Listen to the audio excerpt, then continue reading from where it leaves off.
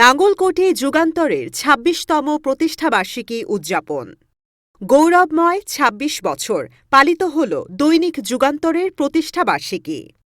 দৈনিক যুগান্তর বীরের বেশে দীর্ঘ সময় পাড়ি দিয়ে চলমান রয়েছে। যুগান্তর নিজের নামের মধ্যে আলো ছড়িয়ে বেড়ায়। পত্রিকাটির সংশ্লিষ্ট সকলেই দেশ ও জাতির কল্যাণে কাজ করে, তাই যুগান্তর দেশের অন্যতম গণমাধ্যম।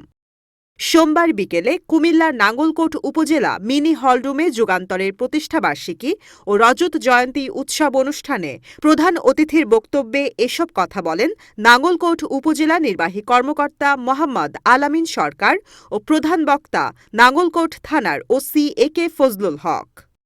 দৈনিক যুগান্তরের নাঙ্গলকোট উপজেলা প্রতিনিধি মোহাম্মদ মহিবুল ইসলামের সভাপতিত্বে ও দৈনিক আমাদের সময়ের প্রতিনিধি শাহাদাত হোসেনের উপস্থাপনায় বিশেষ অতিথির বক্তব্য রাখেন নাঙ্গলকোট সাংবাদিক ইউনিয়নের সভাপতি ও দৈনিক কালবেলার মোহাম্মদ ওমর ফারুক ও প্রেসক্লাব সাধারণ সম্পাদক তাজুল ইসলাম, সাংগঠনিক সম্পাদক Kefayetullah Miyaji.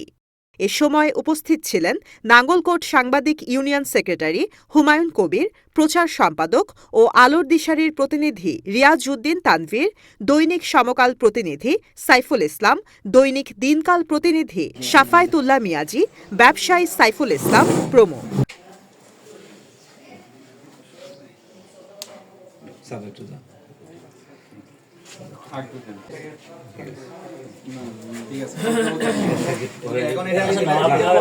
News desk, CCN24, Comilla.